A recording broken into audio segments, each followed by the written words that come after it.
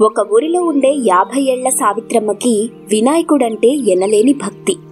లేచిన వెంటనే మొదట తలుచుకునేది వినాయకుడినే. పడుకునేటప్పుడు చేసే చివరి నామస్మరణ తనదే. సావిత్రమ్మకి గణేష్ అనే 30 ఏళ్ల కొడుకు, కీర్తి అనే 25 ఏళ్ల కోడలు, వినయ్ అనే 6 ఏళ్ల మనవడు ఉన్నారు. గణేష్ బ్యాంకు మేనేజర్గా పనిచేస్తూ ₹1,00,000 జీతం తీసుకుంటున్నాడు. ఇక కీర్తి ఇంటి పని వంట పని చేస్తూ అత్తని, భర్తని, కొడుకుని ఎంతో ప్రేమగా చూసుకుంటూ చక్కగా కాపురం చేసుకుంటూ ఉంటుంది.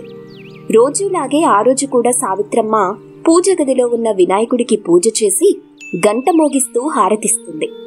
బ్యాంకుకి రెడీ అవుతున్న కొడుకు గణేష్, టిఫిన్ రెడీ చేస్తున్న కోడలు కీర్తి, స్కూల్కి రెడీ అవుతున్న మనవడు వినయ్ ముగ్గురు దేవుడి గది దగ్గరికి వస్తారు. సావిత్రమ్మ వాళ్ళని చూసి సంతోషిస్తూ, వినాయకుడి పట్ల మీకున్న భక్తి శ్రద్ధల్ని చూస్తుంటే నాకు ఎనలేని సంతోషం కలుగుతుందిరా మనవడా, హారతి తీసుకోండి అని చెప్పి హారతిస్తుంది. వాళ్ళు సంతోషంగా హారతి తీసుకుంటారు. ఇక వెళ్ళి మీ పనులు చేసుకోండి అని చెప్పగానే అక్కడి నుండి ముగ్గురు వెళ్ళిపోతారు. కొంత సమయం తరువాత గణేష్, వినయ్ డైనింగ్ టేబుల్ దగ్గర టిఫిన్ చేస్తుంటారు. పూజ సామగ్రి ఉన్న బుట్టని పట్టుకుని సావిత్రమ్మ వాళ్ళ దగ్గరికొచ్చి, కోడలా, నేను గణేశుడి గుడికి వెళ్ళొస్తాను. గణేష్, మనవడా, జాగ్రత్తగా వెళ్ళండి బాబు అని సావిత్రమ్మ ఇంట్లో నుండి వెళ్ళిపోతుంది. గణేష్, వినయ్ టిఫిన్ చేసి బయట కీర్తికి టాటా చెప్పి కారులో వెళ్ళిపోతారు. కీర్తి ఇంట్లోకి రాగానే తన సెల్ ఫోన్ మోగుతుంది. హలో అన్నయ్య. బావింటి దగ్గరే ఉన్నాడా? బ్యాంకుకు వెళ్ళాడా చెల్లి? బ్యాంకుకి వెళ్ళాడన్నయ్య. ఏమైంది? కృష్ణా హిల్స్ లో తక్కువలో మంచి ఇల్లు వస్తుంది. నేను మీ వదిన వెళ్ళి చూసొచ్చాం. మాకు బాగా నచ్చిందిరా. అడ్వాన్స్ కూడా కట్టేశాం. మీరు ఓకే అంటే ఇద్దరిని తీసుకెళ్లి చూపిస్తాను. నచ్చితే అడ్వాన్స్ కట్టొచ్చు.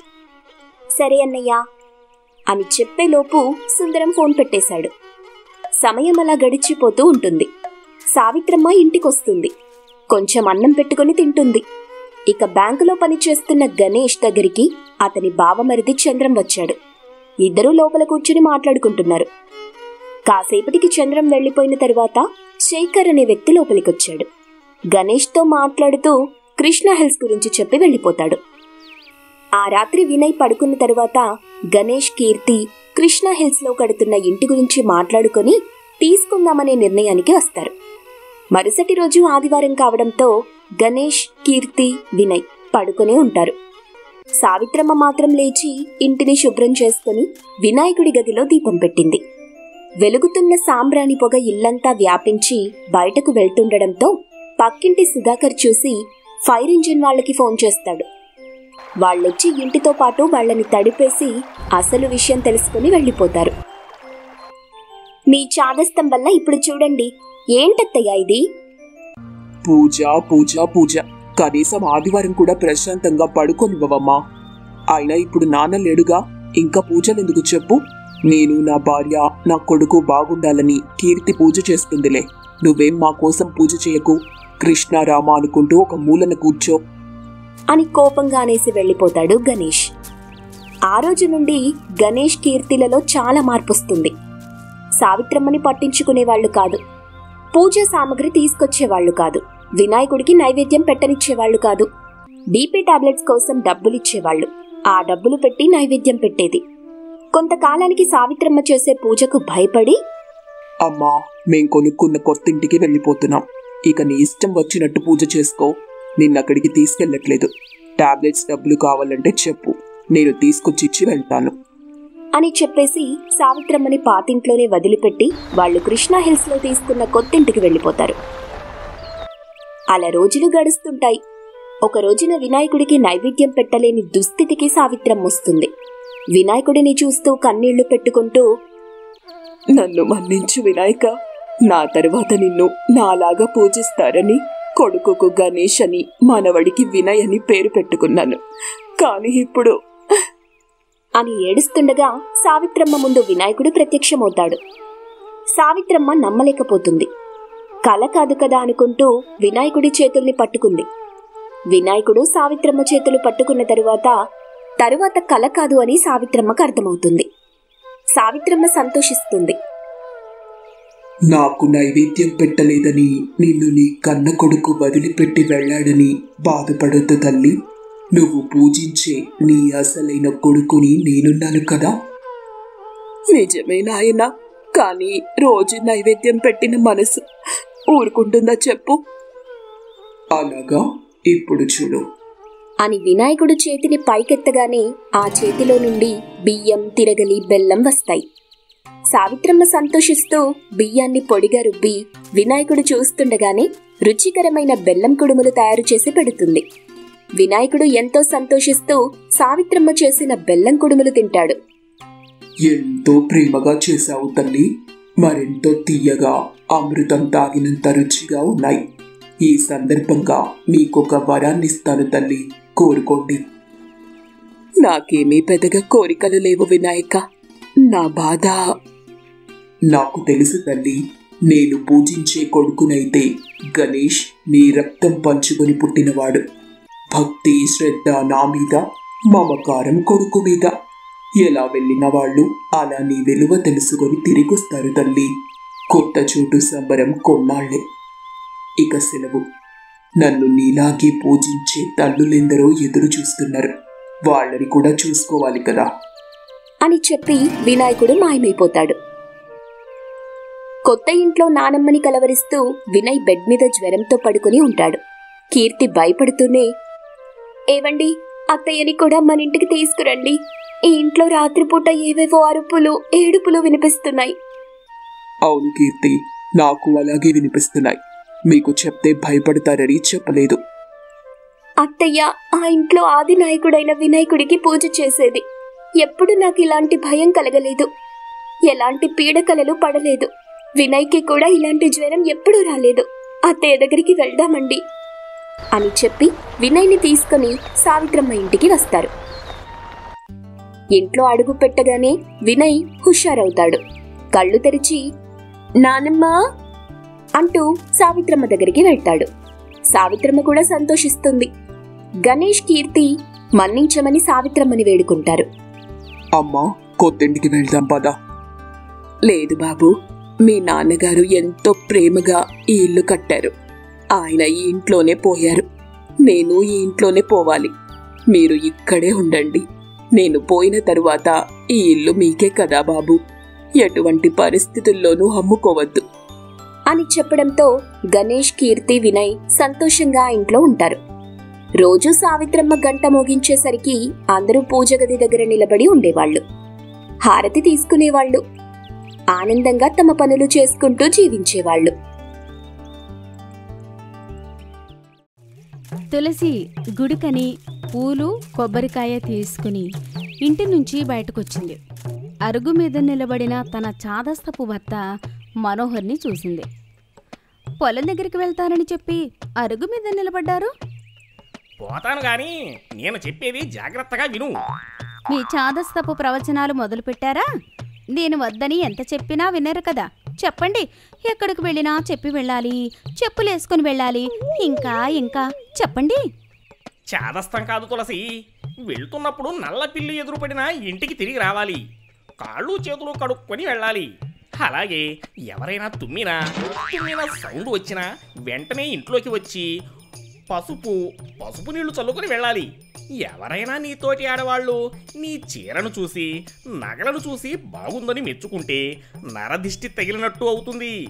క్షణం ఆలస్యం చేయకుండా ఇంటికి వచ్చి దిష్టి తీయించుకోవాలి అని చెబుతున్న భర్త మాటలకు అడ్డుపడి ఊరికి వెళ్తున్న దారిలో 10 సార్లు నల్లపిల్లి ఎక్కడో ఒకచోట ఎదురుపడిందనుకోండి.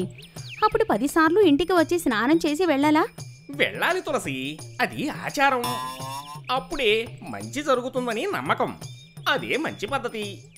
మీరు చెప్తున్న దాన్ని బట్టి చూస్తే ఊరికి వెళ్ళడం మానేయాలనుకుంటాను.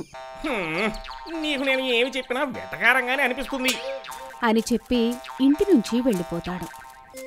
ఇంతలో తులసి తన ఇంటి చుట్టుపక్కల ఉన్న కావేరి, అపర్ణలతో కలిసి గుడిలో అమ్మవారి దర్శనం చేసుకుంది. దండం పెట్టుకుని, అమ్మా దుర్గమ్మ తల్లి, నేను నిన్ను నా పెళ్ళైనప్పటి నుంచి కోరుతున్న ఒకే ఒక్క కోరిక తల్లి, నా చాదస్తపు మొగుడిని మార్చమని. కానీ నీ చల్లని చూపు ఇంకా నా మీద పడలేదు తల్లి. ఎప్పుడు తల్లి నాకు నా చాదస్తపు మొగుడి నుంచి విముక్తి లభించేది అని వేడుకుంటూ ఉండగా పంతులు గారు ఎవరు కొట్టిన కొబ్బరికాయను వాళ్లకు పువ్వు పెట్టి ఇస్తాడు.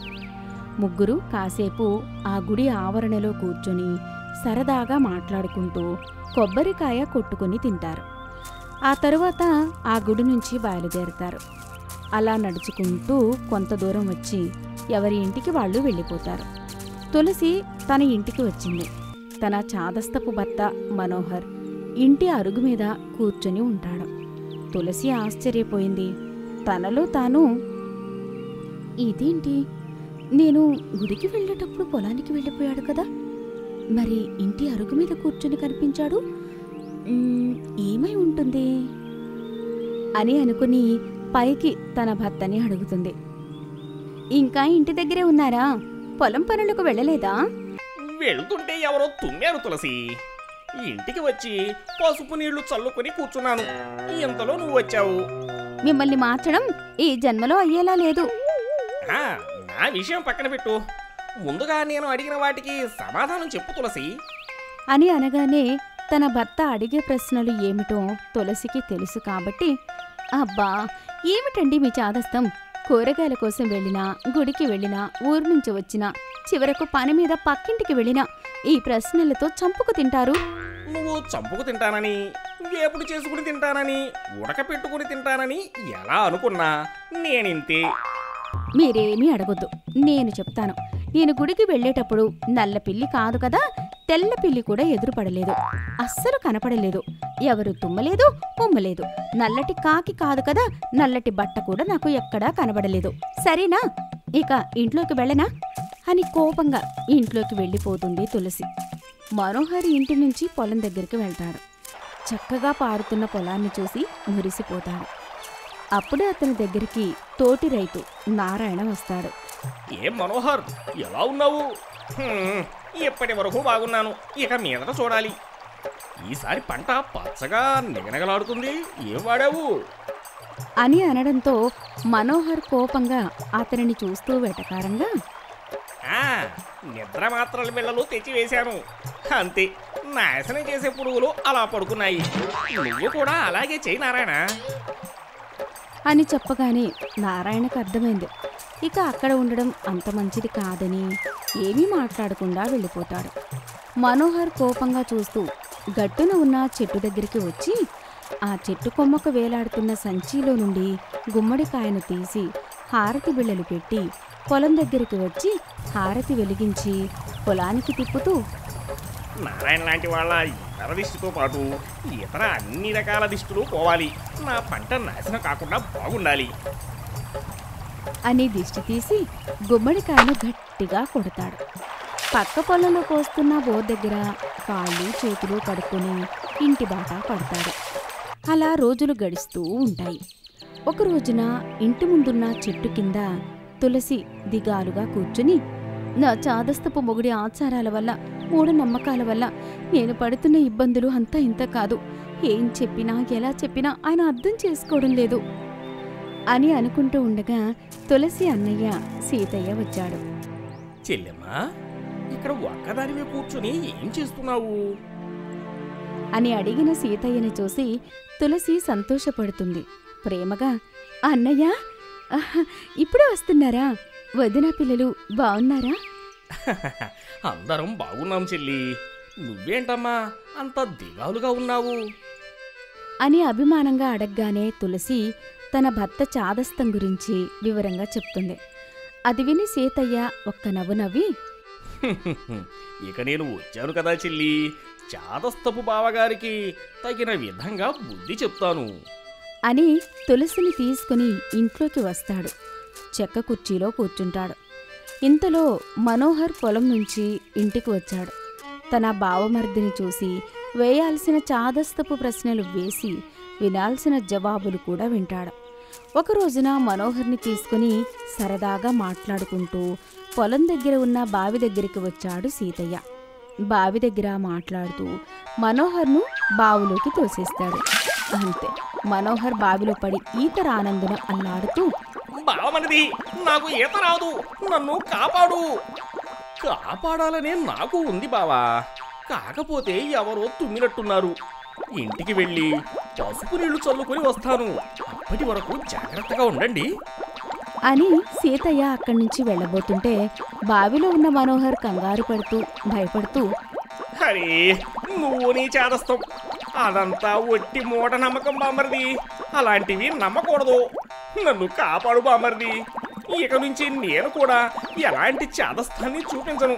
నాకు బుద్ధి వచ్చింది అని చెప్పడంతో సీతయ్య నవ్వుకుని తాడుని బావిలోకి వేస్తాడు. మనోహర్ ఆ తాడు సహాయంతో బావిలో నుంచి బయటకొస్తాడు. ఆ రోజు నుంచి మనోహర్ ఎలాంటి చాదస్తానికి పోకుండా బుద్ధిగా ఉంటాడు.